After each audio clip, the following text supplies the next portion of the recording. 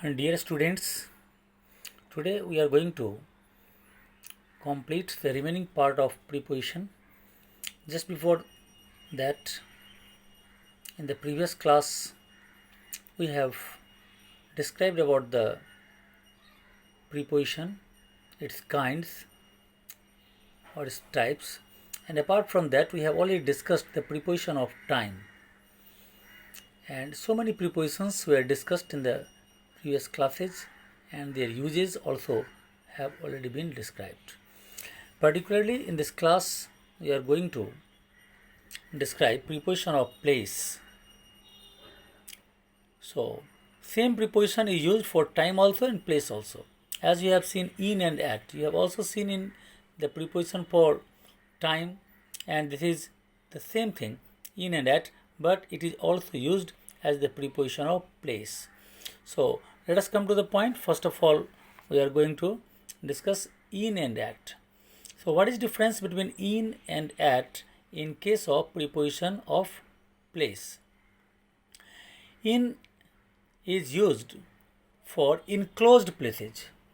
In is used for suggest enclosed, means within an area, जो चारों तरफ से घिरा होता है, जैसे एक रूम है, जैसे एक बैग है, जैसे एक घर है, कोई बास्केट है, तो इस तरह से जो चारों तरफ से घिरा हुआ हो, कवर्ड हो बैग में, इन द बैग, रूम में, इन द रूम, तो इस तरह से जो चारों तरफ से इनक्लोज्ड एरिया होता है उसके लिए हम इन का यूज़ करते हैं.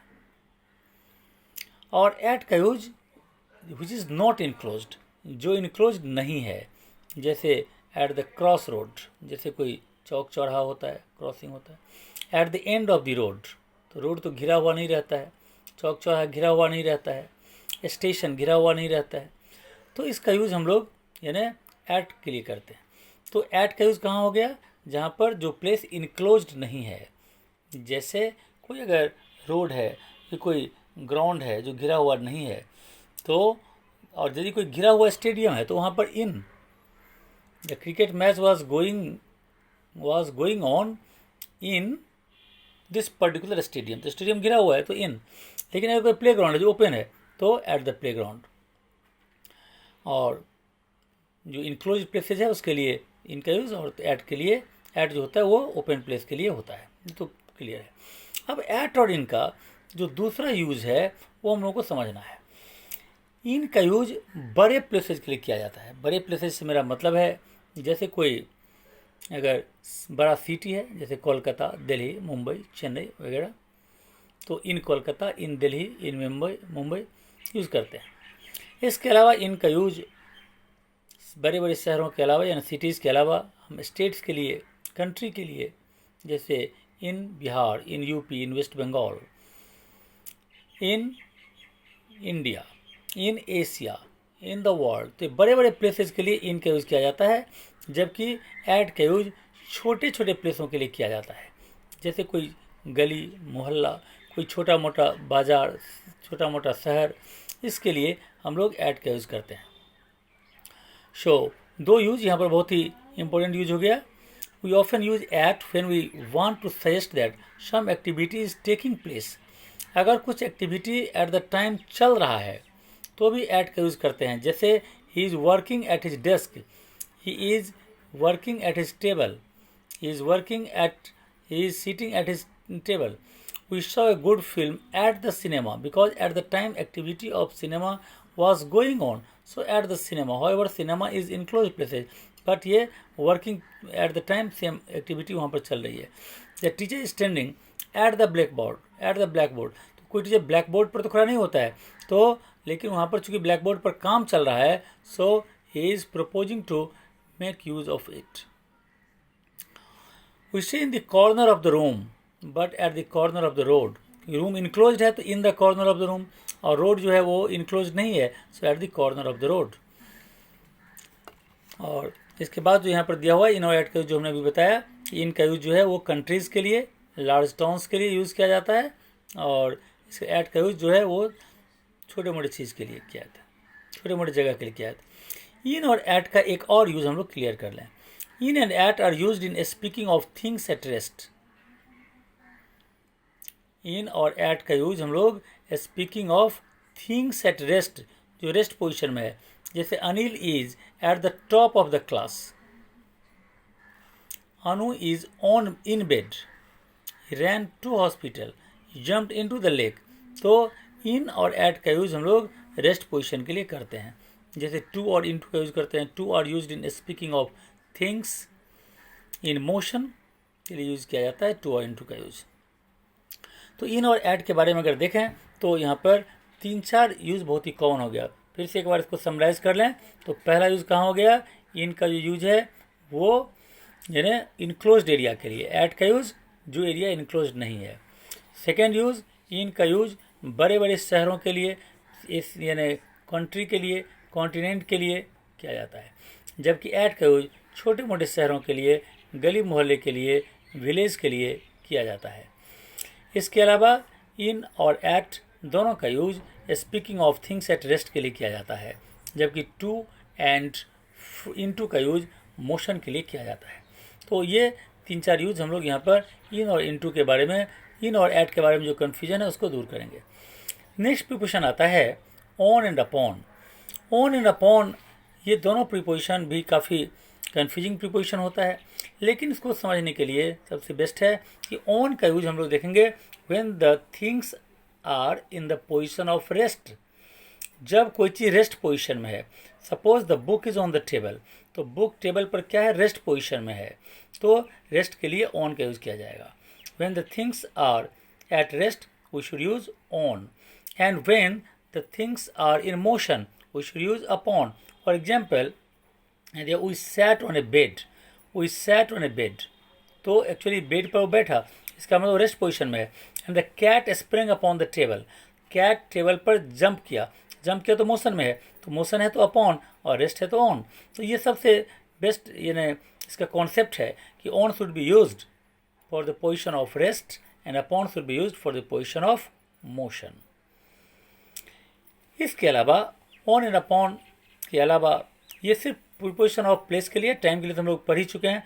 Beside and besides, beside and besides, इस दोनों का मीनिंग पहले समझ लें। बिसाइड का मतलब होता है in the side of, and besides means in addition to. Beside का मतलब इन द साइड ऑफ, मतलब बगल में, कोई किसी के बगल में बैठा हुआ है। बिसाइड्स मतलब इन एडिशन टू, इसके अतिरिक्त ये भी। तो सिर्फ एस लग जाने से प्रीपोजिशन के मीनिंग में काफ़ी बड़ा चेंज आ जाता है। बिसाइड मतलब बगल में, और बिसाइड्स जब एस लग गया तो बिसाइड्स का मतलब हो गया इन एडिशन टू, मतलब इसके अतिरिक्त ये भी। You may refer some examples, जैसे I was sitting beside my father, I was sitting beside my mother, तो ये लिख सकते हैं। और बिसाइड्स, बिसाइड्स मतलब besides knowing cricket he knows hockey also, cricket के अलावा हॉकी भी जानता है।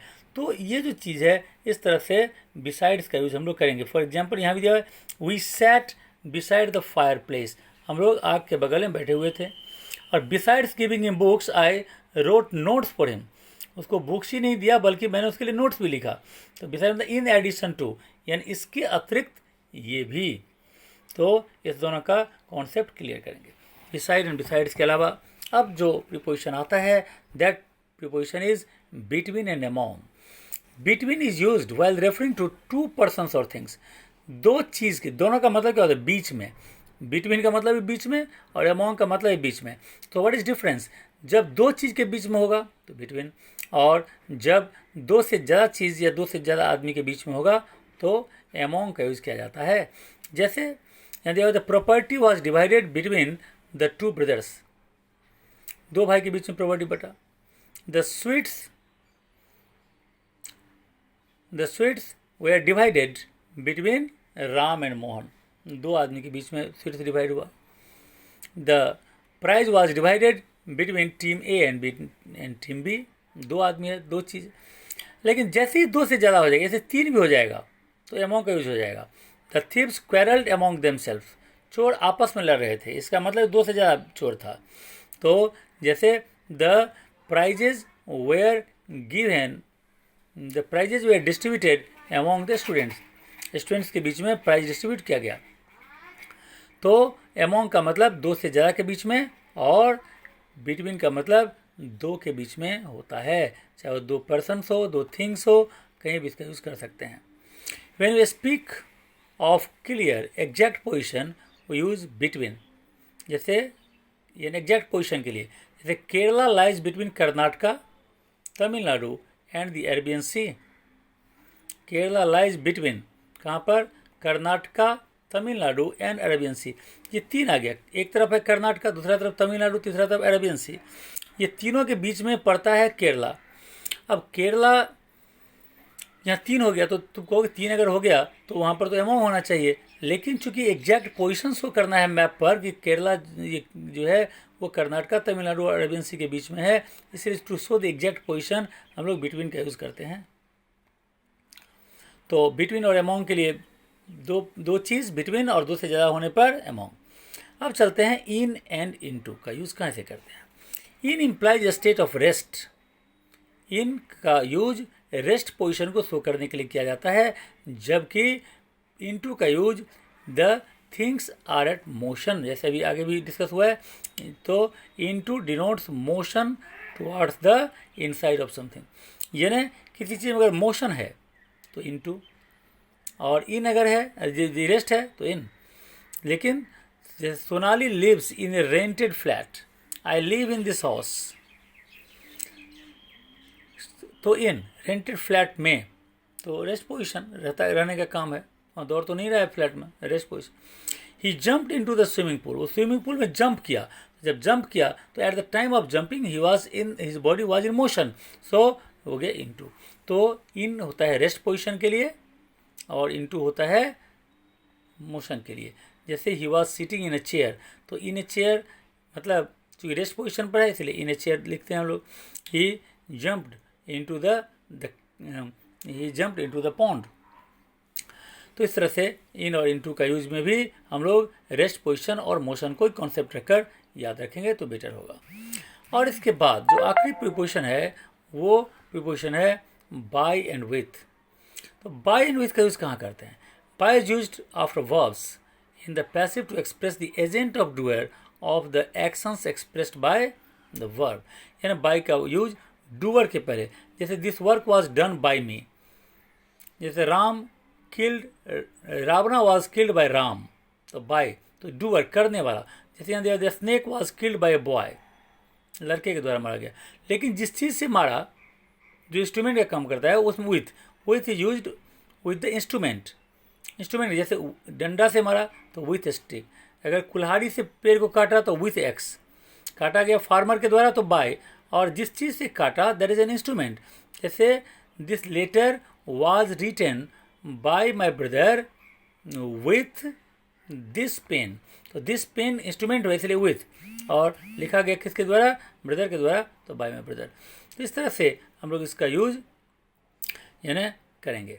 तो इस तरह से सारे प्रीपोजिशंस का जो यूजेज है हम लोग क्लियर हो चुका है। इसके नेक्स्ट क्लास में इसका जो दोनों असाइनमेंट है वो हम लोग कर लेंगे, और इस तरह प्रीपोजिशन का पार्ट हम लोग का क्लियर हो जाएगा। So as I think everybody has understood all the uses of prepositions.